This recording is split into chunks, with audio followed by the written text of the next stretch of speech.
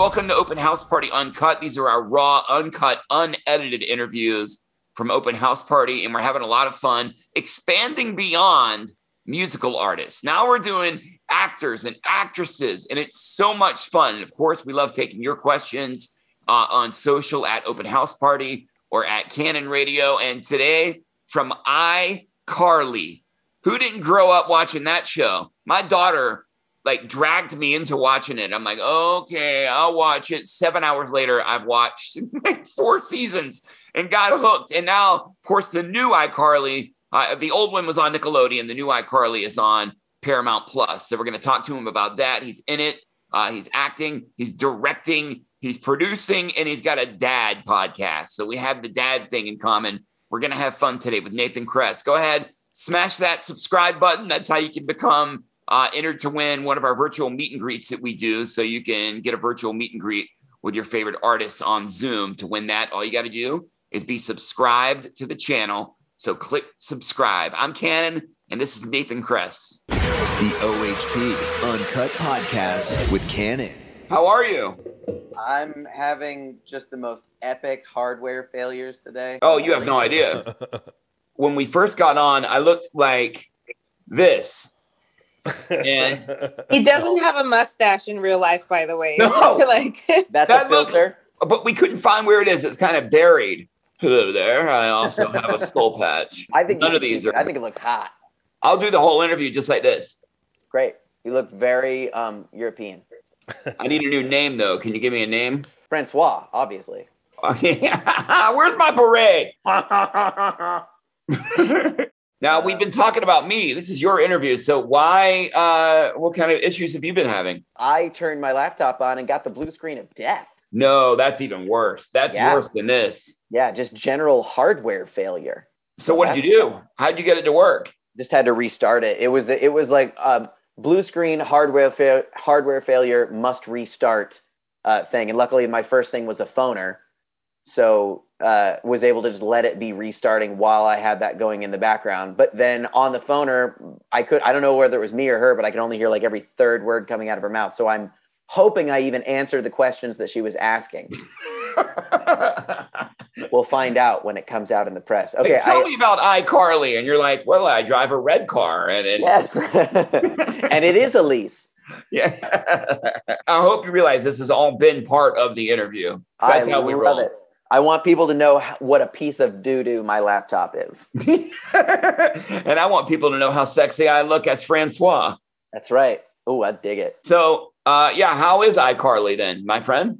You know, iCarly's good, DJ Kannon. Yeah. I am very thrilled. Now that it's after the fact, we can talk about it. The new iCarly is now an award-winning show. Yeah.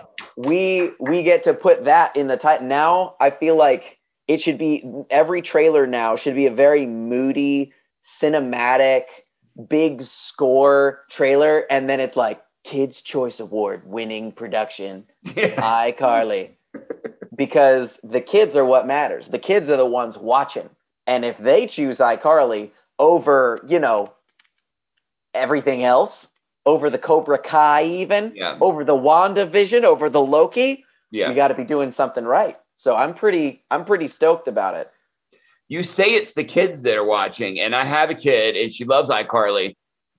But I'm not going to lie, so do I. I really do. See, that's the thing. That's the dream. And that was kind of what we set out to do in the original show, was watch a show that parents could sit down and watch with their kids and not want to die.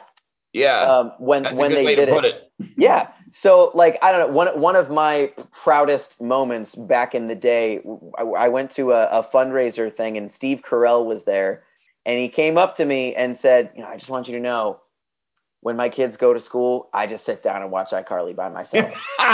Yes. If that's not the biggest vote of confidence from one of the funniest people on the planet, I don't know what is.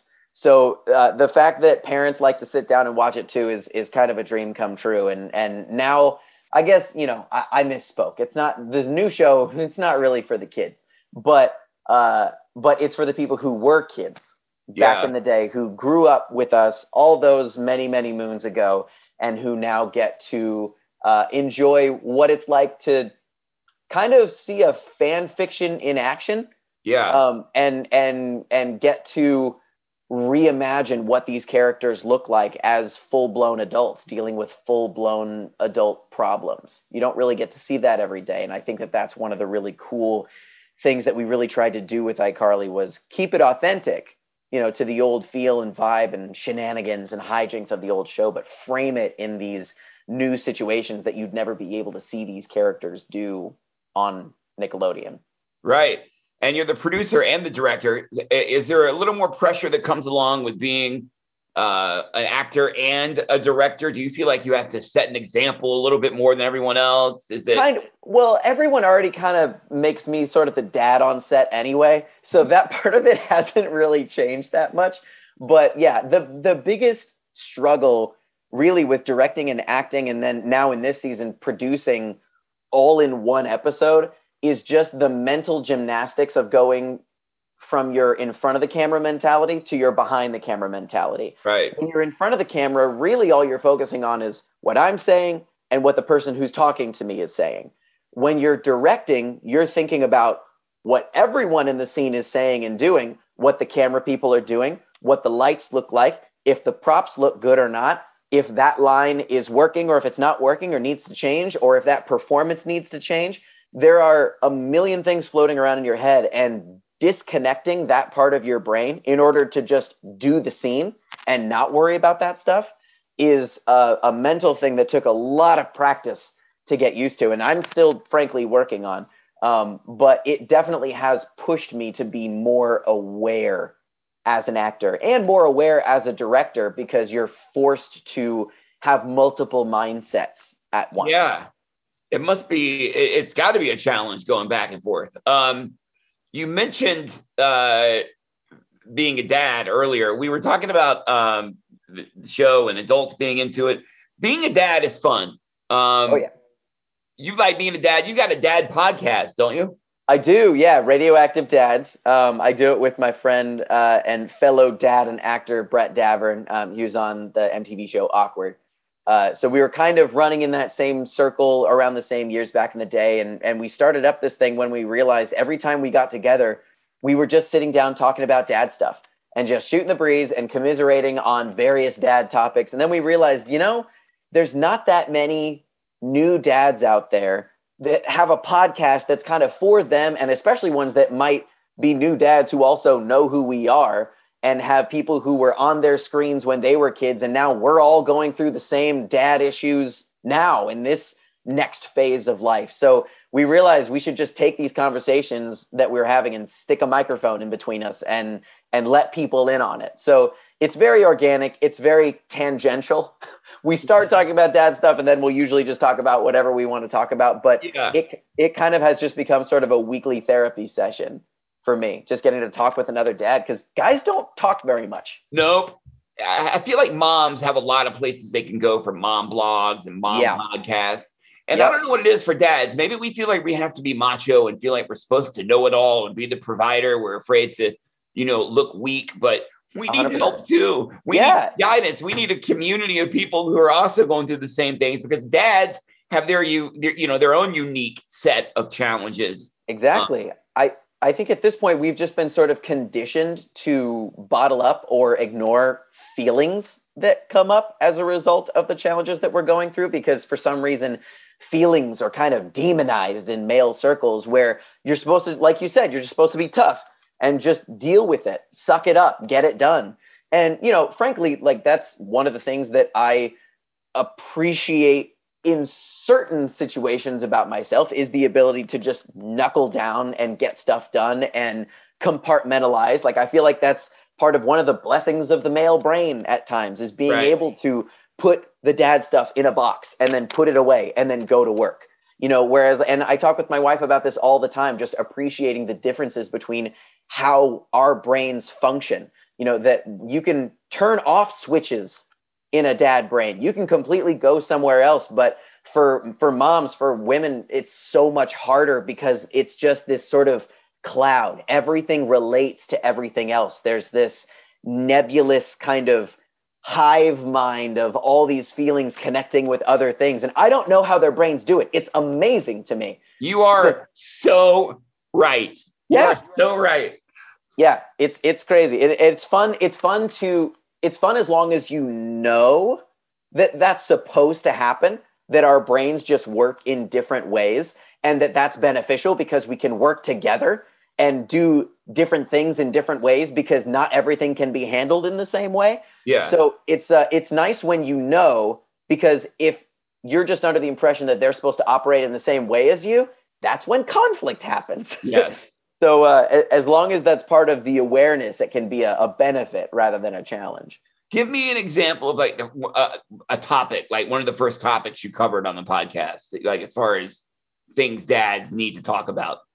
Literally the first thing that we started was they hit record before I even knew, but my wife was calling me about the nuances of propane tank size.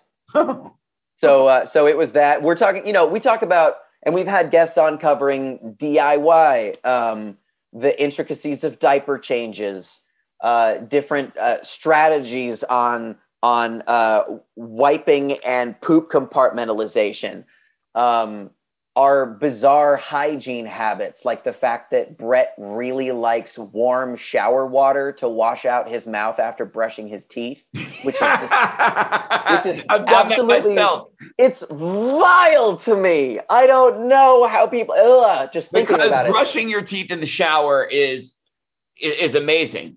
Like you're right you're there. One of him.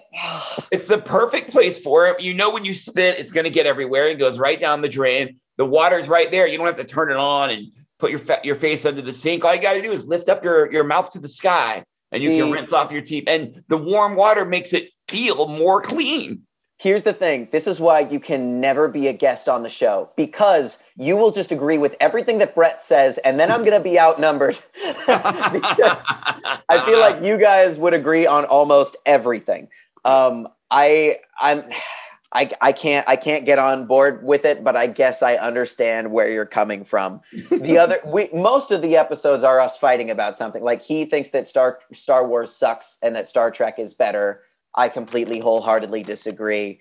It's a lot of just topics that we'll continually clash on. And if you say that Star Trek is better, I'm getting off this call. No, I know. That's one. Oh, okay. No, I don't know how you could think that Star Trek is better, to be honest with you. All right, you're back in. You can be a guest on the show. We need to have you as a very important collaborative voice to talk about these very important data. Tell me, just before we move on a little bit, tell me what is the proper way to wipe when changing a diaper? I don't know if I'm getting it wrong. So it's not so much that there's a wrong way. It's just that the secret is that you take the diaper itself. So for one, especially if you got boys, and I don't have to deal with this because I've got two girls. Yeah, I've got a girl as well. So for boys, it's tough because as soon as you take the diaper off, apparently they pee all over the place. Oh, that's fun.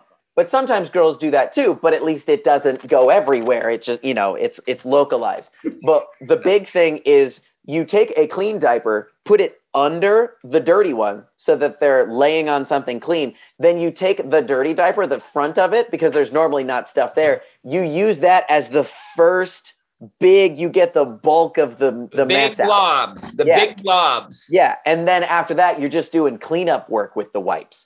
So most people don't think, you can use a dirty diaper to, actually make it cleaner. But that's one of those little hacks that'll save you at least 3 wipes per change. So economically, you are just like, you're cashing in. You're saving multiple pennies per wipe. So it's not just the mental burden being relieved. You're also just paying yourself at that point. Have you ever taken one off and it smelled so bad that you nearly vomited? And I'm like, what are you eating? Yeah. I question my choices as a parent with what I'm putting in my child's body sometimes when that happens. The key really, it's you wouldn't think to do it because it seems wrong. The key is just breathe through your mouth at that point. Yeah. Just submit, because you don't. I know. I have that face too when I do it. You don't want that stuff in your mouth, even the particles. No, not even, because it's aerosolized at that point. Yeah. But it's important because that's not as bad as barfing on your child. Yeah, I agree with that. You just gotta take your hits where you have to. That's part of that. You barfed on me a few times. Maybe that's just payback, Nathan. That's true. That is fair. I've been barfed on who knows how many times. So yeah, they deserve at least a couple. Well, we've learned a lot today. I want to move on to the way we wrap up interviews, which is 5 random ask questions. How do you feel about that? I love those. Bring it on. 5 random ask questions with Nathan Kress. Here we go. Pineapple on pizza. Is that a good thing or a bad thing? I'm cool with it. I really am. It just depends. I don't usually love a Hawaiian. What I do is pineapple, pepperoni, and jalapeno. Those 3, you get the sweet, you get the really savory, but then you get that spicy punch too. It's very well-rounded as pizza. Yeah, it's nice contrast. I like that. Yeah, I recommend. The last song you turned up really loud. It's my ultimate summer chill out song. So there was like 95 degrees the last few days. So I put my beach playlist on, and it's a song called My Wave by Denim, Denm. And it is just such a chill. You cannot help but just absolutely melt into whatever seat you're in a very jammy, awesome way. It's such a great song. Well, I know the next song I'm listening to. Right on. When's the last time you had a good cry? A good cry, probably right after, so it's been a little bit, right after our second daughter was born about a year ago. I wasn't a huge crier before having children, but it's amazing how emotionally available you suddenly become. Absolutely. Yeah, I burst into tears absolutely uncontrollably after my first daughter was born. So I've tamped down a little bit, but I think my last good cry was just putting her down for bed right after she was born. And it wasn't a bad cry. It was just a I love you so much. I love you so much. You're just the most precious little thing.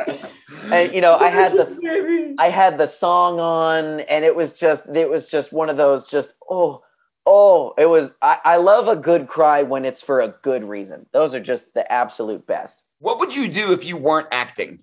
Probably something in sales.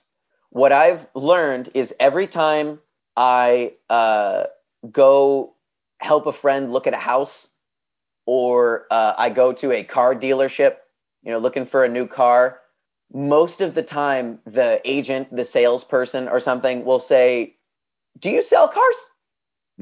Are you his agent? Are you his real estate agent?" I think the way that I talk and the way that I explain things and lay out the features and the perks and the amenities of a certain thing are apparently very convincing. Wow. So I didn't realize that I was doing it until salespeople would ask me if I was a salesperson. Wow. Yeah. So some kind of brokerage or sales or something, I feel like would probably be the place that I would naturally find myself. You're going to need a suit, and you're going to need a little facial hair like this to get the job done. That's all. That's right. No one is going to be closing any deals without at least a soul patch. That's in the book. What do we need to do to get you in this car today? Well, iCarly is on Paramount Plus, and Radioactive Dad is on it, everything. That's on Apple and all the podcast platforms. Anywhere you get your podcast, and live on Adobe Radio every Wednesday, 3 p.m. Pacific, 6 p.m. Eastern. Hey, man, I mean this. You've been a lot of fun today. Thank you for your time. I really appreciate it. Thanks, man. Thanks for having me. Looking forward to having you on our dad podcast at some point. Yes, fellow father. Do. I would love, send me the invitation. I would love to be on. You're in. We would love to have you. All right. Appreciate you, Nathan. Talk to you soon. Thanks, man. Take care. The OHP Uncut Podcast with Kannon.